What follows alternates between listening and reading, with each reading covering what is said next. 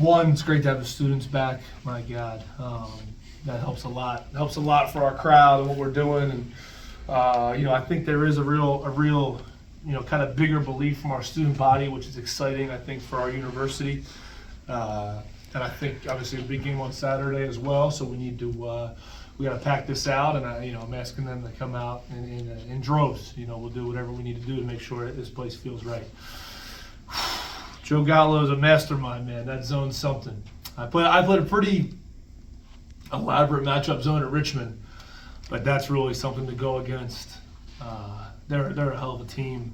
Obviously leading our conference and all that, and for us, internally, I think we really. Needed a little bit of stability versus this zone with our dribbling, passing, decision making. So that was exciting for our group to go through and feel. But what a match, you know what I mean? Just what a bout, just round by round by round all the way through. But honestly, credit to Merrimack. They're a hell of a team, and obviously Kavar. He's from a good city. He's up there from the best city, but the best city is New York City. But he's from a good city, and great player. We had to do a lot of different things against him, and for a freshman guard, that's obviously an elite talent. And then I think we just trusted our decision making and trusted where we were at, and can't script it. So exciting about us, and on to Manhattan. Dan, can you walk me through that last sequence after they missed the frame? Yeah, I think we had a play on the right side with a left kind of drive from CJ, kind of like you saw for the quick 2 when we were down 4.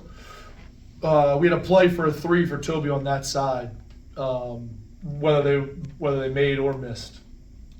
We thought he was going to make the first at least, So when he missed the first, the other playoff miss first was CJ for Lamine to run right to the middle of the zone. And our spacing was different there because Cormier was in the game. And that kind of shifted, I think, their bumps. I don't know. I'll ask Joe in the summer. We got to play him again, but I'll ask him in the summer. Maybe a little bit more of those bumps. But I think we kind of put 2 shooters on that side and tried to make them make a play. And then Lamine, obviously, the decision maker he is, made a good one. And I don't know, something about that left corner step back 3 for the Gaels this year. Just something about that. There was just something about that corner. I promise we don't just work on step back 3s there. I promise that. But obviously a great play for Toby, and really, really happy for him. So, Coach, it sounds like that last shot of the game there, that was a play you've drawn up before, already planned out rather than. Yeah. Oh yeah, we were going for that. I mean, Lamine had the ISO if he wanted it, but really it was about the shooting and trying to find that. Again, I really didn't think he missed the front end, honestly. And when he did, it kind of just went into our hands. And Lamine had that, and I think there was a cut on that right side of the floor, but the left side was spaced with shooting, and we had a decision to make. It's a little football-y, but that's it's kind of what we did. How would you assess? Again, you said how much of a challenge playing this zone is. How do you feel you guys did against it? Yeah, I mean, 11 turnovers, 1 to start the game, so we'll just say 10. But I think it's you see CJ had 5, and obviously being him and Denver being primary ball handlers, I think CJ was really it's very unusual the way they can actually get you away from the pick and roll. They don't let you go off the pick and roll, and that's kind of what happened there at the end with the shot clock violation. We hadn't run a ton of pick and roll in it. We thought we would kind of catch them napping, but they're elite at it. That's what they work on all the time. And I think we just had different guys. We love our decision makers. You guys know all this. We love the dribbling and the passing, and we tried to dribble less when we got inside the 3-point line. That was a big emphasis tonight. We'll take a look at it. Obviously, Aliu had that one. I wish he would have caught it clean. When he bobbled it, that kind of lost his timing. Thought we had something there, and we hadn't really exposed any of that, that passing angle. Khalil had the one where it was a turnover, but I think it's just hard to go against. I'm glad we found some of our 3s, but I mean, Lamine again, great in the paint. But I thought our production from 2 was tough, because they do a really good job of that. For Denver to have the first half that easy, how how much more does that amplify his confidence? Yeah, man, I just feel he's so clear right now. You know, I feel him in this organization. I really do. You know, I've loved him since we started the recruiting process. I just feel his clear-mindedness, and I feel him daily here, and I think it's starting to pay off. You know, our routine's not for everybody. You know, you got to really be obsessed. You got to be a little bit crazy upstairs to be good here. You know what I mean? And I think we found that with him. We're chomping at the bit to keep going. Coach, after a rough past 2 games, how big of a momentum boost was it to get a win over a team that was previously 8-1 in the MAC conference? Yeah, you know, I think the previous 2 are difficult. You know, the MAC's just something, man. It's something different a lot of these nights. You know, I think I would have said pregame, like building off of St. Peter's, how we went off all their different man-to-man, zone, press, all that stuff. Like, I was surprised we turned the ball over in the first possession, because I would have thought that's just kind of how we're stacking our days, almost using Peters as an experience to understand the Merrimack zone, but it's just all way different. So obviously the Ryder loss hurts, you know, the offensive rebounding, and, you know, being in foul trouble, being down a player, that was tough for us. I think we weren't very present-minded. I talked about that a lot. I thought Peters were pretty present-minded. Second half, we just weren't consistent enough. So to put 2 halves together, and, you know, obviously the pace was low, but that's what this team does, and this felt like a high-level college hoops game. That's for sure, and we're happy to come out on top. How much does a game like this prepare you for Manhattan Saturday night? Another short rotation, a lot of different looks from defense. Obviously, Galby, another Delpo guy. I'm sure he'll remind me of that during the game. I know. He didn't hear me today. I waved to him when I was dropping my kid off at school. He was going to getting coffee at Slave to the Grind. He didn't hear me. I think he might have been tired. I don't know. We'll see. I'll see him on Saturday. But I think you know, it's something in this league with the one-day preps. You know, we got to do a good job of this. Obviously, some guys played some heavy minutes, but our possession, our pace was lower. So we'll equate that. We'll look at that data, understand what tomorrow looks like, and obviously Saturday being a night game helps as well. It's not a quick turnaround as we've been used to with the one-day preps. So for me, I think seeing that zone prepares you for a lot of different things, and they do such great, incredible things with that zone and different looks within it. So for me, it's kind of like, now we know we're going to see a lot of different defenses, a lot of different situations that Manhattan will put us in. We just got to be prepared for it and do it the right way. How have you changed in the last 2.5 months from a stylistic standpoint? Yeah, I mean, I think it feels more controlled, more our pace. You know, I think our pace to start the year was so high, and probably an unintended consequence of being 4-0, whatever we were. 5-2, I think, 6-2 after Delaware. You know, you're playing at a high clip and you're playing a lot of guys. And then what I'm learning in college for sure, in my first year back in a while, you know, it's no matter what happens, it dwindles down. You know, it'd have been hard to play a 72 pace tonight. And as you get in the conference, and especially this conference, you got to get muddy. I said it after the game, and what I mean by that is like you got to get in the mud. You know, you can't run away from that. And I think for our team, it's like improving our physicality, improving our mindset, and you know, when you can do that, really, I think is to slow it down a little. And I mean, I think it's something we got to keep working on. And I talked about the offensive renaissance a little bit, but that's kind of the idea behind it. Any update on Luke? Yeah. I mean, I think he's questionable for Saturday. Got a little tight that second half of Peters, which was unfortunate. We really need him. You know, again, big decision maker. What does he call himself? Big guard or something? We call him decision makers now. But again, you know, his passing, his floor spacing can help us a lot. And also, you know, I think obviously you see a lot of heavy minutes, but again, lower pace. But I think he can help us if he can give us a little bit Saturday. But if not, you know, I think we go with where we're at, and we just continue forward. How much different do you feel about tonight if the Harris shot doesn't go in?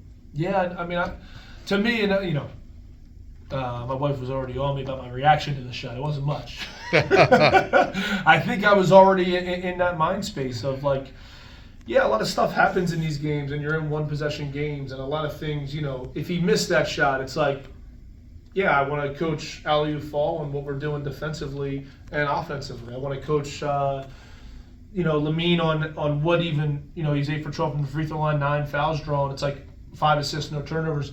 Great game for you. Now, how do you get better for Saturday? And that's kind of where we're at on it. Obviously, Denver, great. Toby, great looks in the first half, didn't make.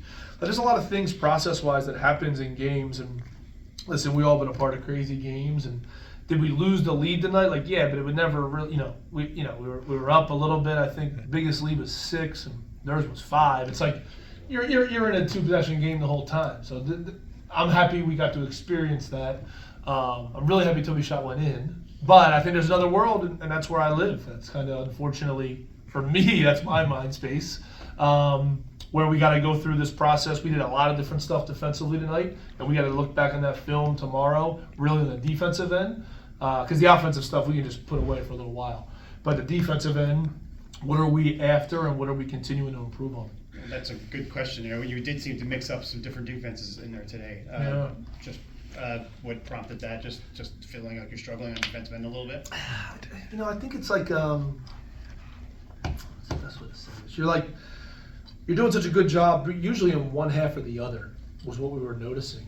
And it's either we were learning the team, which I kind of don't like in the first half, but then when we were doing a great job in the first half of games, second half, in some of these losses, we seem to wear down, or we call it like get mindless. And for me, shifting the mindfulness to, we talked a lot about being a lead at communicating as an organization these past probably 5-6 days, but that's talking, but it's also listening.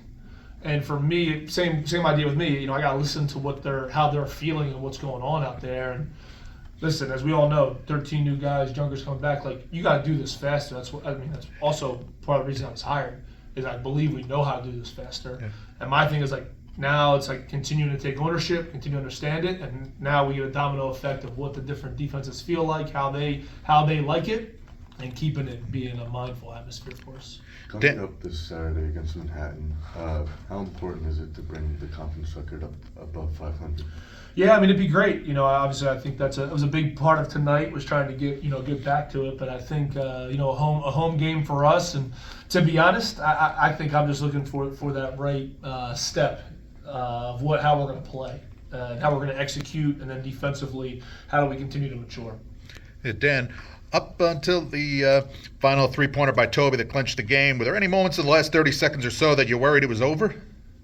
Not really. I just seen a lot of crazy stuff happen in basketball.